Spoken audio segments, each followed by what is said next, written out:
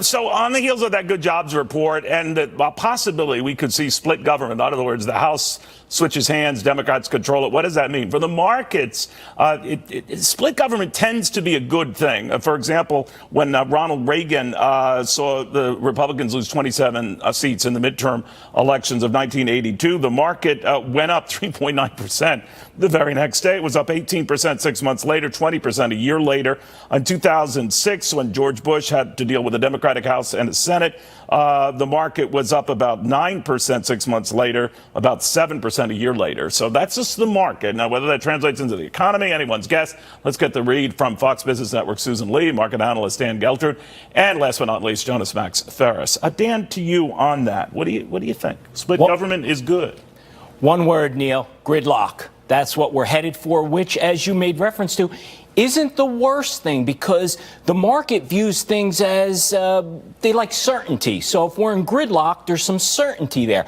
What I think happens if the Democrats do take the House, and I'm not so sure that they will, but because I think there's a lot of closet Trump supporters out there that are not showing up in any polling. I don't think they do. But what I think happens if we do have gridlock because of split government, I think the Fed takes their foot off the pedal on interest rates and the market will continue. I don't see a bear market. The market usually goes up anyways a year after the midterms, about 12 to 15%, because this overhang is just out of the way. It's interesting is if we've had a wild run up prior, if we've had a huge market, which we've had over the last year, the calendar year. Right.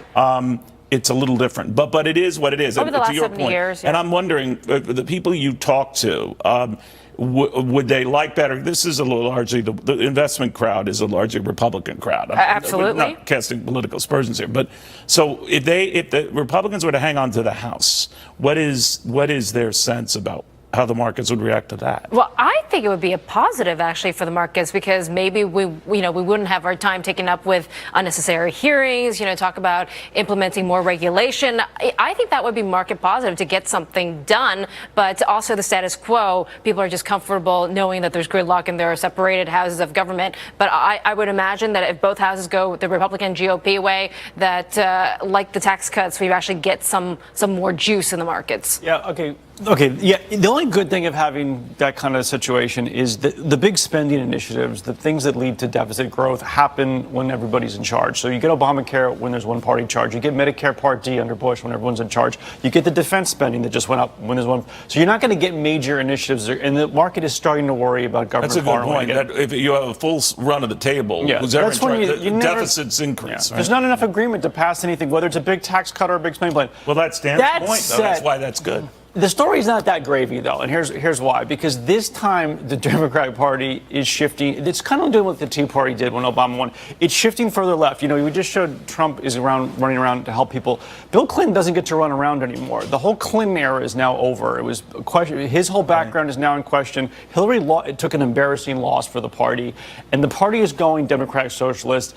And that policy, that is not a pro-corporate policy. I mean, we all talk about how bad Obamacare is and everything else, but at the end of the day, the Clinton-era stuff is still pro-government. They work with these companies. The healthcare industry created Obamacare. When you talk about Medicare for all, that is not a move that the healthcare industry likes. They don't want to replace government-subsidized private healthcare with lines for lower-cost healthcare that create shortages. That doesn't lead to profits in that industry. But what do you think gets done over the next 4 years if somebody like Maxine Waters becomes the chairwoman of the House Financial Services Committee? I would imagine that there would be lots of hearings, lots of probably a better look at Dodd-Frank being reinstated, more regulation, banks hauled in front of Senate and Congress. I mean, is that getting something done? Is that efficiency? I think it depends how. It's not so much the numbers and who wins. I think it's how far left the policy goes and how many people go out and vote for the Democrats. How popular these ideas become and do they spread? It wasn't popular, with Democrats even a few years ago. They didn't want to go Medicare for all for a variety of reasons. Again, they're kind of. But healthcare itself is a big issue, Dan, and it's one that surprised a lot of Republicans that it would still resonate. Now, the vote could be counter to that, but what do you make of that, and whether Republicans were we're caught flat-footed on that, or that this is something that works in their favor as well? I actually think health care is more of an emotional issue than anything else. Now, we are going to have rising costs in health care no matter what happens with Congress. The one thing we could be certain of, health care costs are going to go up. I want to go back to what Susan said for a moment. If the Republicans hold Congress, I think the economy takes off. And it also sends the word out internationally that this president is supported. So what happens with tariffs with China? Now, China looks at that because that has an impact on us. China looks at that and says, hey, you know what? The American people are behind this president.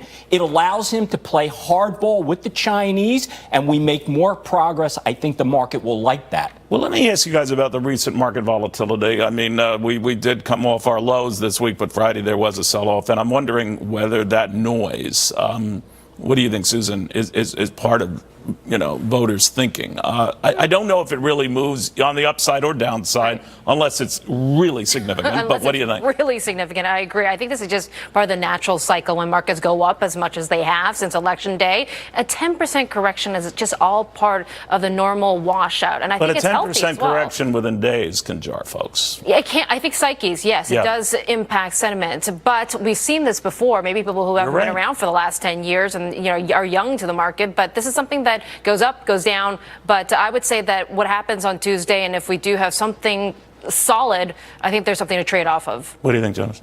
But it's down 10%. But it's like if you open your 401k from a year ago, it's up a lot, and like that's different. If it was just flat and then it tanked 10%, people are like, "What's going on here? I'm broker than I was a year ago or two." But like you're not, and most people, even people, and this gets the kind of the moderate maybe voter for Trump, is that they don't want to end. That's why Trump was coming out and tweeting about your 401k tanking. He knows that's in the back of people who are very liberal, but yet have some money that they don't want destroyed by Democrat socialism, and they want to keep the gains, and the gains are there. Yes, it got scary recently, but that is 1 month of volatility off a very long, strong market that goes even before Trump, obviously. But that's not going to bring people to the polls, even though he's dropping that out there. That's why he's going to the caravan and the emotional issues.